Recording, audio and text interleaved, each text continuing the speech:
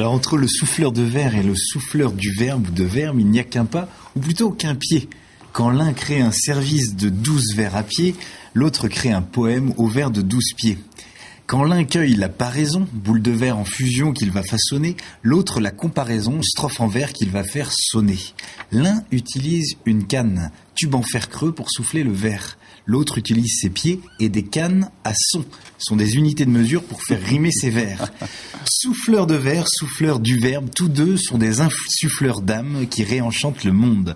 Tous deux sont des ouvriers du sentiment, artisans, tourneurs, phraseurs, acharnés de la belle ouvrage, inventeurs de mots luminaires en tout genre, créateurs de haute césure, vitriers de la rime, poseurs de syllabes, bref, deux forçats du travail qui ne comptent pas leur temps, car combien de vers cassés, de tournures bancales, de vers vides, d'alexandrins sans souffle, de vitraux sans couleur, de livres et ratures pour atteindre le beau. Quoi qu'il en soit, quand l'un et l'autre remplissent leur verre d'ivresse, on se prend les pieds dans les strophes et on tombe dans les poèmes pour notre plus grand bonheur. Alors, profitant du rapprochement entre les disciplines souffleur de verbe, souffleur de vers, je voudrais souffler sur un mot qui, à mes yeux en tout cas, a besoin de reconnaissance et qui disparaît de la circulation, c'est le mot oui. Oui, ce petit mot de rien du tout se fait rarissime et serait carrément en voie de disparition. Tout à fait. Tout à fait. À la télé, et si on pouvait repasser l'émission, j'ai repéré tout à l'heure dans vos réponses, c'est arrivé, là vous auriez pu dire oui, vous avez dit tout à fait. À la télé, à la radio, comme dans les dîners de famille, on entend que oui, tout à fait. On souffre d'une maladie aiguë répandue qu'on pourrait appeler le tout-à-fisme.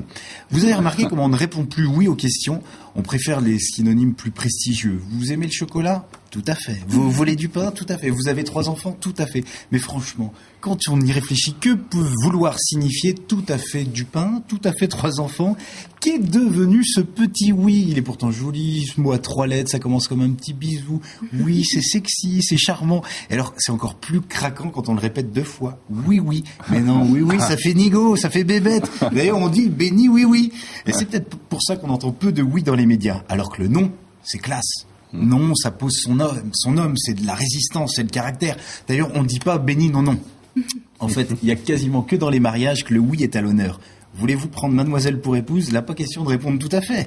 Oui, c'est certainement le mot, un des mots les plus beaux de la langue française. Alors, ensemble, réhabilitons, soufflons sur ce mot afin que le tout-à-fisme ne passe pas par nous. Non ? Oui, c'est sûr.